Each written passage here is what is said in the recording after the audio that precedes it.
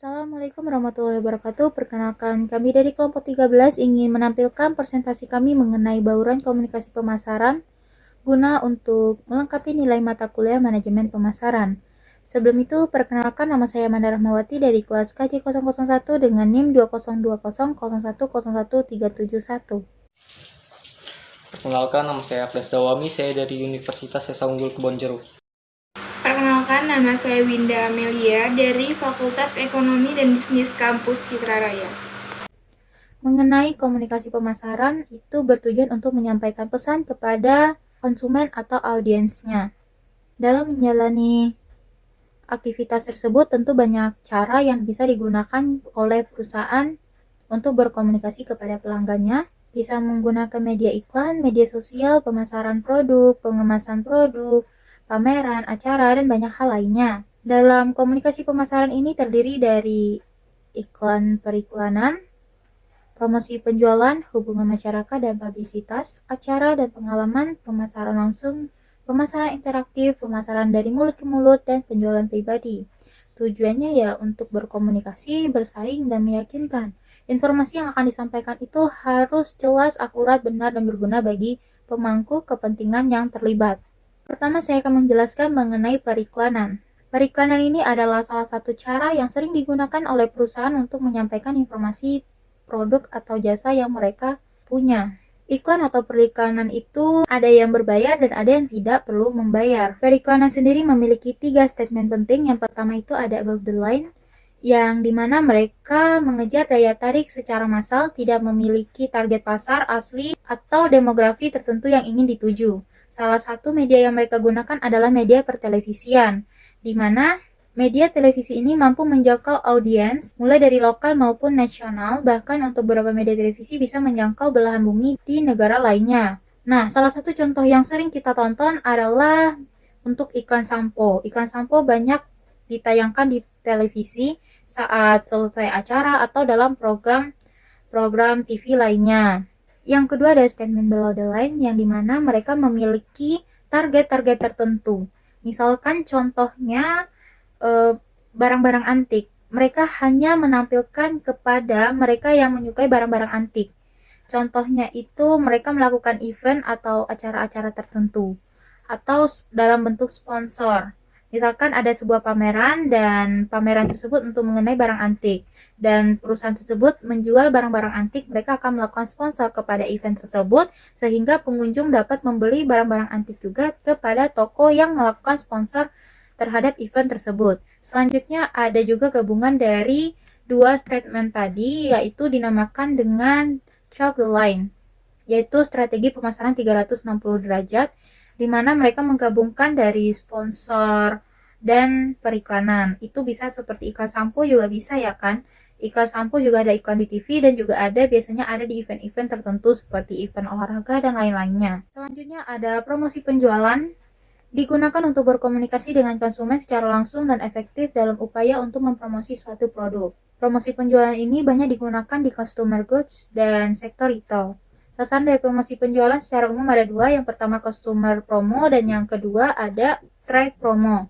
Kalau misalkan customer promo itu mereka biasanya menggunakan diskon, yang dimana diskon merupakan pengurangan harga dari harga standar atau harga umum atau harga jual dengan berbagai variasi, seperti yang paling sering kita kunjungi adalah diskon plus-plus, di mana dengan menambahkan diskon lagi belakangnya sehingga tanpa diskon tersebut sangat besar. Misalnya sudah diskon 50% ditambah lagi diskon 20% tanpa seperti diskon 70%.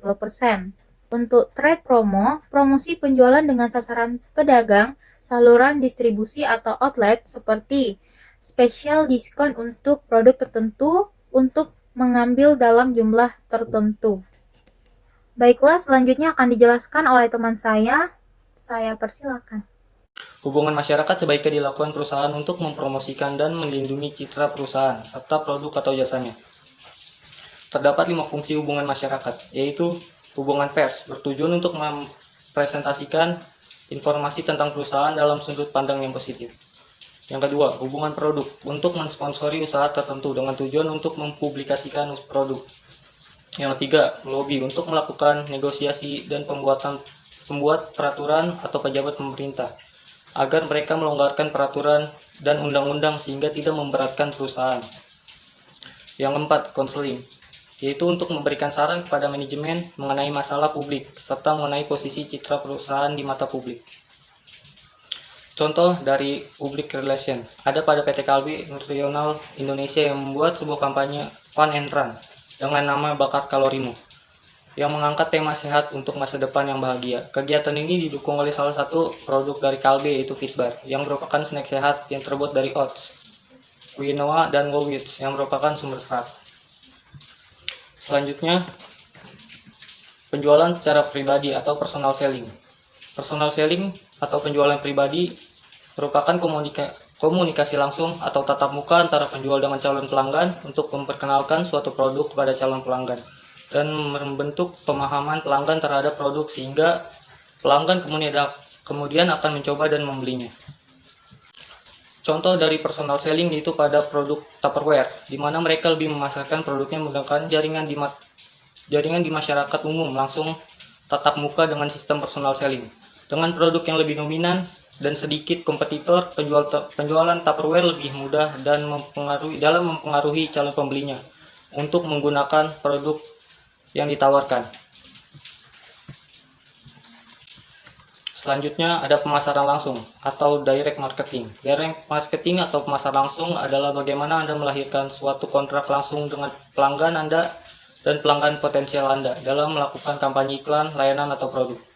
Suatu pakar pemasaran akan lebih mudah dalam mencapai tujuan secara lebih spesifik dan mampu memberikan pesan pribadi dengan teknik direct marketing. Jika dilakukan secara tepat, maka direct marketing akan mampu menghasilkan nilai penjualan yang tinggi dengan nilai biaya yang cenderung rendah. Saat ini, terdapat banyak sekali jenis direct marketing, mulai dari cara tradisional hingga cara modern, dengan memanfaatkan internet. Contoh pemasaran langsung atau direct marketing pada produk Slow Juicer, di mana mereka melakukan kontak langsung dengan pelanggan dengan cara melakukan kampanye iklan, layanan, atau produk. Selanjutnya akan dibacakan oleh teman saya, Winda. Pemasaran interaktif atau interaktif marketing adalah salah satu metode pemasaran yang mana konsumen terlibat langsung dan mengharapkan adanya respon dari pemilik perusahaan untuk memenuhi kebutuhan mereka. Dengan adanya tindakan tersebut, otomatis dapat menambah penjualan. Contohnya seperti pemasaran online melalui email, blog perusahaan, dan situs web. Selanjutnya ada pemasaran dari mulut ke mulut. Komunikasi dari mulut ke mulut dinilai sangat efektif untuk memperlancar pemasaran.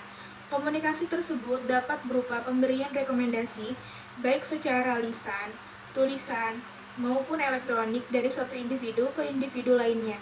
Contoh, konsumen merekomendasikan produk atau jasa milik Anda kepada kerabat terdekatnya, atau konsumen membagikan konten bisnis Anda ke media sosial pribadi miliknya. Yang terakhir ada penjualan personal atau personal selling. Penjualan personal atau personal selling adalah komunikasi langsung atau tatap muka antara penjual dengan calon pelanggan untuk memperkenalkan produk atau jasa dan membentuk pemahaman pelanggan tentang produk atau jasa yang akan ditawarkan, sehingga pelanggan tersebut merasa tertarik ingin mencobanya dan memutuskan untuk membeli.